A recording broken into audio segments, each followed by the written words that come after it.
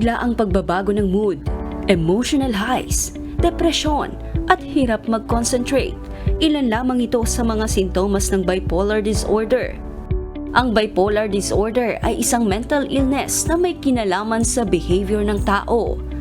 May iba't ibang klase at characteristics ang naturang sakit, ngunit halos pare-pareho lang ang epekto sa isang individual, liban sa tagal o duration na nararanasan nila ito.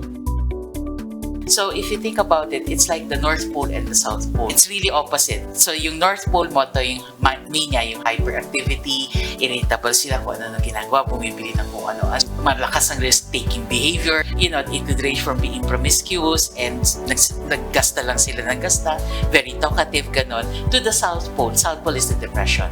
So masyadong bagsak ang energy, very hopeless, wants to die, so those kinds of things. So that's why it's called bipolar. Ayon kay Dr. Carmina Charmaine Bernardo, psychiatrist ng Makati Medical Center, may pagkakataon rin na in denial ang mga pasyenteng nakakaranas nito. Umaabot din sa pagkakataong nagiging bayolente sila, na karaniwang nakakapansin nito ay kanilang mga kaanak. Usually when they're in a mania, they deny. So usually pilitan yan pag pinasok. Wala akong sakit, ba't niyo ako papasok? Pero yung pala destroying stuff na nababato na nang-aaway na, because in their own mind, there is logic to that. Pero of course sa atin, it's not logical anymore. Ngunit maaari naman itong malunasan kung maaagapan.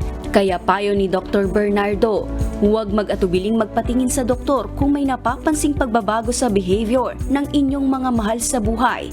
Sa pamamagitan ng early intervention, magiging maayos ang kalidad ng kanilang pamumuhay.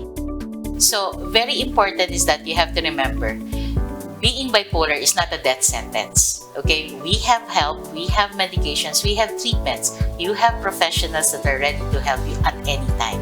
So please seek, professional help so that you would be able to continue with your life. The quality of your life will be okay.